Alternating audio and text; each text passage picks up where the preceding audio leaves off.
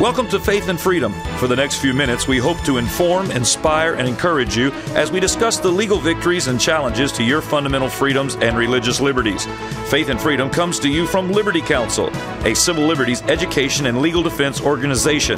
Join us now as Matt Staver, the President and General Counsel of Liberty Counsel, explains the latest legal issues all across this country in the courtrooms of America. Liberty Counsel is winning the battle for your constitutional freedoms.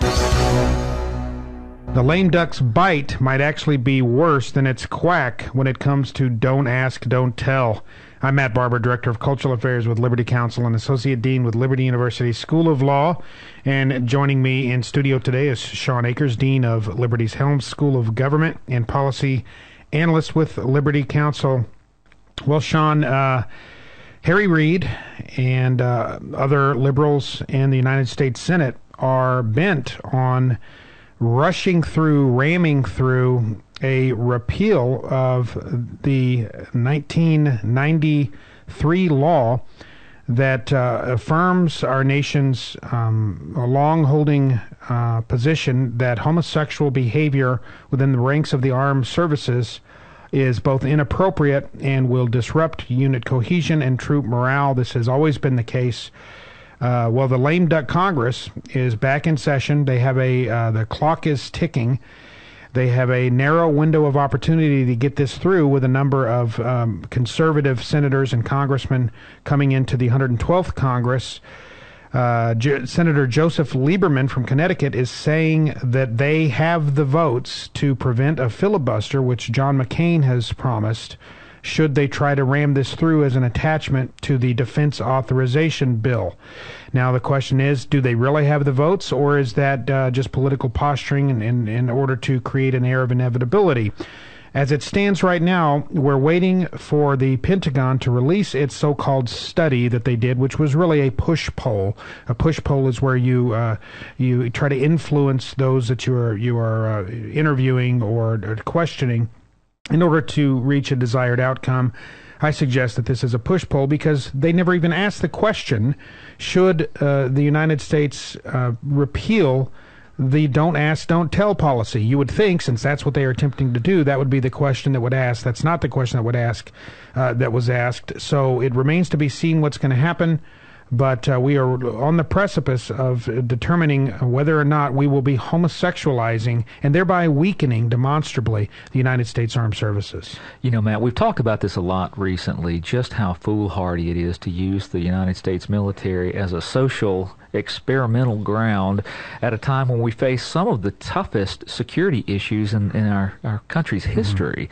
When we talk about a lame duck session, you could think of that as a parting shot, because what you're really talking about is being able to get something done that would be politically unpopular, that you wouldn't do under normal circumstances or couldn't do under normal circumstances because you've already been voted out of office. So it's a parting shot to say, I'm going to do my will here, even if it would cause me to get voted out of office because, hey, I've already been voted out of office. That's what we're talking about.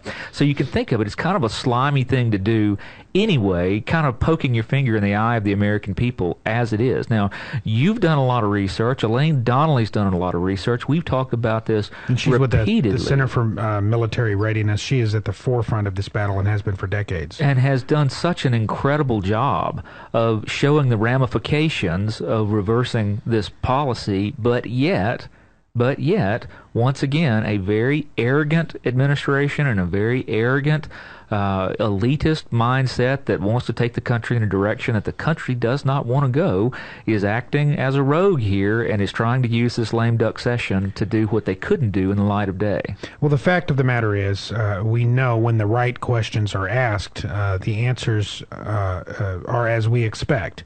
The boots on the ground, those serving in the ranks of the armed services, for instance, according to a 2008 Military Times poll, it found that up to 10% had said that they would leave if they repeal Don't Ask, Don't Tell, and another 14% said they would consider not re-enlisting. That's an exodus of up to 24% of our current military personnel. That is devastating to national security. You know, and as Tony Perkins with the Family Research Council has pointed out, with in a time of war, and with the threats that we have facing us right now with Iran, with North Korea, China, and others, if we find a position where people who in an all volunteer service are exiting in droves, well, what's the alternative? What choice do we have as a nation in order to defend ourselves with a now more feminized and emasculated military and homosexualized military? Well, you have to implement the draft to get the numbers up. So there's a very real possibility that if the numbers that we expect and the type of conflict and disruption in troop morale and unit cohesion that people like, for instance, General James Amos, who is the head of the Marine Corps, he has said, we cannot do this. What are we doing here? He suggests that over 90% of Marines say absolutely not. I don't want to be in a situation where I am forced to bunk right next to someone who may be sexually attracted to me, where I'm forced to shower and perhaps be ogled by a man who is sexually attracted to me. We don't put men in the showers with women. We don't have men bunking in tight quarters with women in the military, because the military is about having a clean, precise, focused mission without all of those kinds of distractions.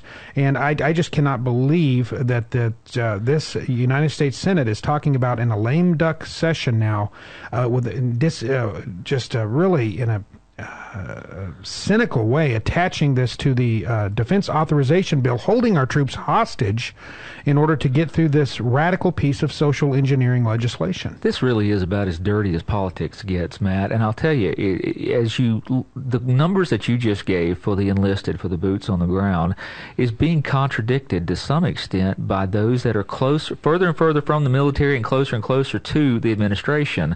The Huffington Post reported that Geoff Morrell, the Defense Department spokesperson, gave the Pentagon's strongest endorsement so far, according to the Huffington Post, where, listen how they word this. Speaking to reporters at a news conference, Morrell said that the Pentagon, as a part of the Obama administration, that's the qualifier, the Pentagon, as a part of the Obama administration, is pushing for, and we certainly see the merit in using that, meaning the lame duck session, as a legislative vehicle to get repeal. I mean, what the Pentagon is saying is that because we are a part of the Obama administration, we are pushing this. Yeah. So all roads lead back to the Obama administration. Well, you're absolutely right, and nobody with any intellectual honesty would suggest that there are a majority of individuals in the Pentagon that think this is a good idea. They know, because they are the people that are serving. Right. They are the people that know what they're doing. President Obama was a professor of law, not even a professor of law, an instructor, I guess, was his highest. A lecturer. A lecturer was his highest rank. Never served in the military. Has no idea what he's talking about, but his radical leftist ideology takes precedence over national security. We have said that over and over again. So the Pentagon is in an untenable position. They cannot contradict, they cannot undermine their commander-in-chief, but they are so intent, I guess, in not signing off wholesale as a larger group, the Pentagon, that they are really distancing themselves by basically saying, hey, we're just following orders. To some extent that's true. And this, though, Matt, it goes to this elitist idea. This is something that we can't tolerate as the American people, to have a government that looks at our military and says, I don't really care what the enlisted people think, I'll tell you what you think, and looks at the American citizen and says, I don't care what you think, I'll tell you what you think. Yeah. That's really the root of it. But this is absolutely the time for our listeners to call their senators call their congressmen and let them know that there will be a price to pay at the polls if you kowtow on this issue. More so than ever, now is the time. Please, even if your senator has expressed where he stands, your senators, your two state senators, call them, ask them to not only to vote right on this, but to push other senators, to convince other senators of the import of maintaining strong national security and not engaging in radical social experimentation in the ranks of our armed services. Senator John McCain, to his credit, has stood firm so far. He needs to continue to stand firm. They need to continue to push for a filibuster. If that doesn't work, they need to push for other possible delaying techniques. To learn more, go to lc.org.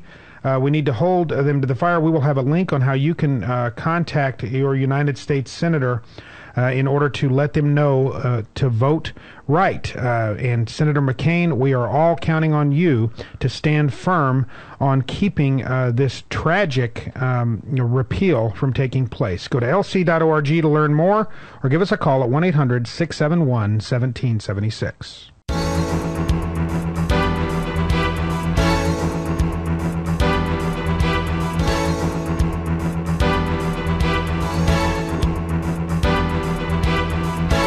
You have been listening to Matt Staver of Liberty Counsel. Our hope is to encourage and inspire you to stand up for your faith, family, and freedoms. We can accomplish a lot when we work together. Get informed and get involved today. Sign up for our free monthly newsletter, The Liberator. We will send it out to you free of charge. Stay informed with our Liberty Alert email update. Just click on the website at www.lc.org or call us at 1-800-671-1776. Tune in next time to learn more about your rights right here on Faith and Freedom.